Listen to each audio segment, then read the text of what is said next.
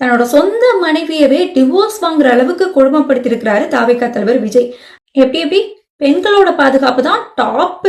அதுவும் ஏதோ நடிகையோட கள்ளத்தொடர்புல இருந்திருக்கிறாரு. கணவன் கள்ளத்தொடர்புல இருக்கிறாரு அப்படின்னா மனைவி கேட்கறதுல என்னங்க தப்பு இருக்கு? ஸோ இதை தட்டி கேட்டதுக்காக அவங்களுக்கு பொருளாதார ரீதியா எந்த ஒரு உரிமையுமே கொடுக்காம, அதாவது கையில காசே கொடுக்காம வீட்டுக்குள்ளேயே அடைஞ்சுக்கடா அப்படின்னு சொல்லிட்டு ஹோம் அரெஸ்ட் பண்ணி வச்சிருந்திருக்காரு. இவ்வளவு கொடூரமான வேலைகளை தாவேகா தலைவர் விஜய் செஞ்சிருக்காரு. இந்த விஷயம், அதாவது விஜயோட கள்ளத்தொடர்பு விஷயம் 2021 ஏப்ரல்லே சங்கீதாக்கு தெரிஞ்சுமே நான் அப்படிலாம் செய்ய மாட்டேன் அப்படின்னு விஜய் வாக்குறுதி கொடுத்திருக்காரு. வாக்குறுதி எப்படி கொடுப்பாரு அப்படிங்கறத நம்ம வேலூர் கூட்டத்திலே பார்த்துருக்கோம்.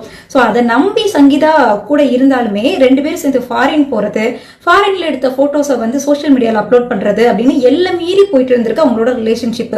இது பத்தாது அப்படின்னு சொல்லிட்டு சோசியல் மீடியாலுமே அந்த 2 பேரோட போட்டோ எடுத்து போட்டு தப்பு தப்பா சேர்த்து வச்சு பேசுறதுனால அது என்னோட குடும்பத்துக்கும் எனக்கும், நல்ல குடும்பத்துல பிறந்த எனக்கு வந்து ரொம்பவே அசிங்கமா இருக்கு. அதனால எனக்கு டிவோர்ஸ் வேணும்னு சொல்லிட்டு இன்னைக்கு டிவோர்ஸ்க்கு அப்ளை பண்ணிருக்காங்க. அது மட்டும் இல்லாம இந்த விஷயத்துல, இந்த டிவோர்ஸ் விஷயத்துல விஜயோ இல்ல விஜயை சார்ந்தவங்களோ யாராவது அழுத்தம் கொடுத்தாங்க அப்படின்னா அந்த நடிகை யாரு அப்படிங்கறதையுமே நான் வெளியிடுறதுக்கு தயங்க மாட்டேன்னு சொல்லியிருக்காங்க. சோ கூடிய சீக்கிரமா தாவேகா தற்குறிகள்னால அந்த நடிகை யாரு அப்படிங்கிற விவரமுமே தெரிய வரும்.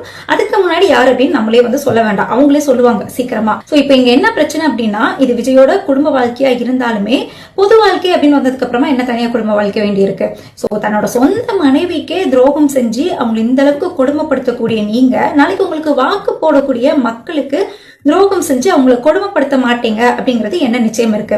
பெண்களோட பாதுகாப்பு தான் டாப் அப்படின்னு சொல்ற நீங்க உங்க கட்சியை சேர்ந்த அஜிதா அவங்க வந்து ஐசியூல இருக்கும்போது மலேசியால போய் டான்ஸ் ஆடி என்ஜாய் பண்ணீங்க. அதுக்கப்புறமா கிறிஸ்துமஸ்ல டான்ஸ் ஆடினீங்க.